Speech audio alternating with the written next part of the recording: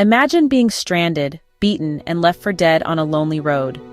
A friend approaches, but they cross the road and leave you behind. Then, your enemy stops. The one you were taught to hate kneels beside you with concern. In your darkest moment, your enemy becomes your only hope. Would you accept their help? This is the heart of a parable Jesus told, meant to challenge our preconceived notions and redefine love.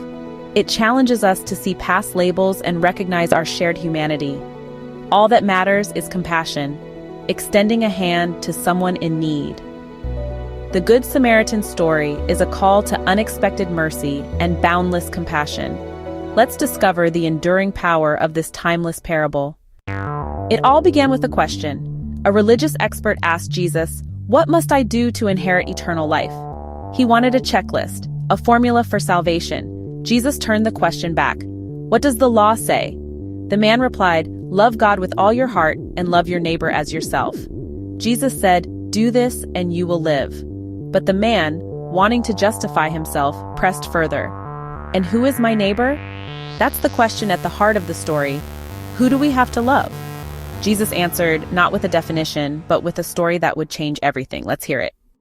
Jesus began, "A man was traveling from Jerusalem to Jericho, a road infamous for danger and bandits. Suddenly, he's attacked, robbed, stripped, and left half dead. Alone, exposed, and helpless, he's a picture of utter vulnerability. He could be anyone who's ever been beaten down by life, abandoned, or left behind. His survival now depends on the kindness of a stranger. The need is obvious. There's no question he deserves help. The story shifts. Who will respond? The next travelers will reveal what's truly in their hearts. Will they stop, or will they look away? The tension is set. The man's life hangs in the balance. This is where the story's true test begins. Who will be the neighbor?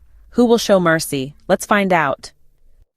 First, a priest appears, walking down the dusty road, but he sees the wounded man and crosses to the other side. Next, a Levite comes, another figure of religious authority, but also passes by, choosing the path of inaction.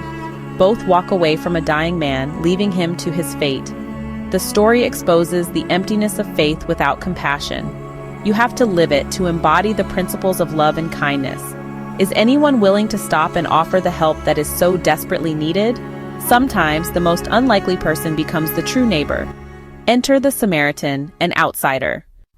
Just when hope seems lost, and the injured man lies vulnerable on the roadside, an unexpected figure appears on the horizon. Then, a Samaritan arrives. He is, quite possibly, the last person anyone expects to offer help. A figure of disdain, an outsider.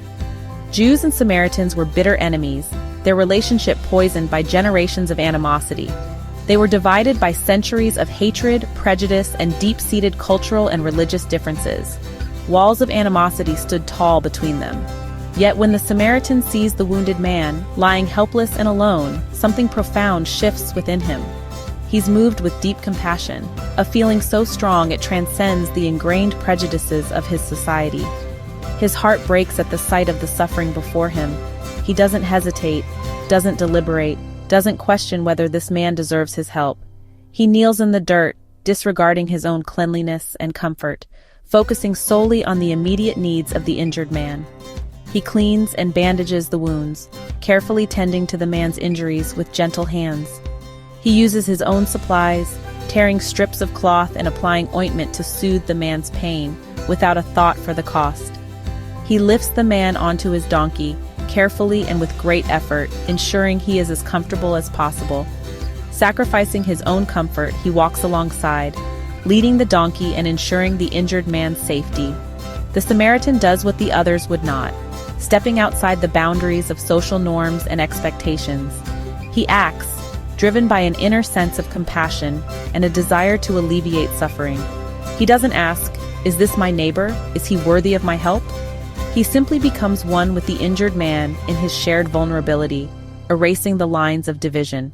His mercy crosses every barrier, dismantling the walls of prejudice and animosity, religious, setting aside doctrinal differences to embrace a shared humanity, social, ignoring the rigid hierarchies that dictate who is worthy of care and attention, cultural, transcending the boundaries of ethnicity and background to offer unconditional kindness. The outcast becomes the hero, demonstrating that true greatness lies not in status or power, but in compassion and selfless service. True godliness isn't about titles or rituals or adhering to a strict set of rules and regulations. It's about a heart that responds to suffering, a willingness to alleviate the pain of others, regardless of who they are or where they come from. The Samaritan's compassion is active, costly, and real, demanding sacrifice and a willingness to get involved. He shows us what love looks like in action, not just in words or sentiments, but in tangible acts of kindness and generosity. The story's message is clear, resonating across cultures and generations. Mercy matters more than status, compassion triumphs over prejudice, and love conquers all. The Samaritan's example challenges us all, forcing us to confront our own biases and prejudices. Who are we willing to help? Who do we consider our neighbor? The story isn't over yet. It continues to unfold in our own lives and in the choices we make every day. The Samaritan's care doesn't end on the road. He brings the man to an inn, stays the night, and pays for his continued care. He promises to cover any extra costs, no strings attached. His love is generous, unconditional, and ongoing. Jesus turns to the lawyer. Which of these three was a neighbor? The answer is obvious, the one who showed mercy. The true neighbor isn't defined by background or belief, but by compassion and action. The outcast is the hero. The story flips expectations and challenges prejudice. It's not about who deserves help, but who is willing to give it. Jesus redefines neighbor, not as a category, but as a calling. Will you answer it? Jesus ends with a command, go and do likewise. It's not a suggestion, it's a call to action. Don't just admire the Samaritan, become one. Mercy isn't passive, it's active, messy, and sometimes costly. Our neighbor is anyone in need, no matter who they are. The Samaritan didn't calculate. He simply loved. This is the heart of the gospel. To love as we have been loved.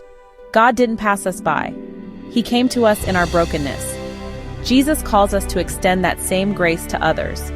Go and do likewise means living out radical, barrier-breaking mercy. Will you cross the road for someone else?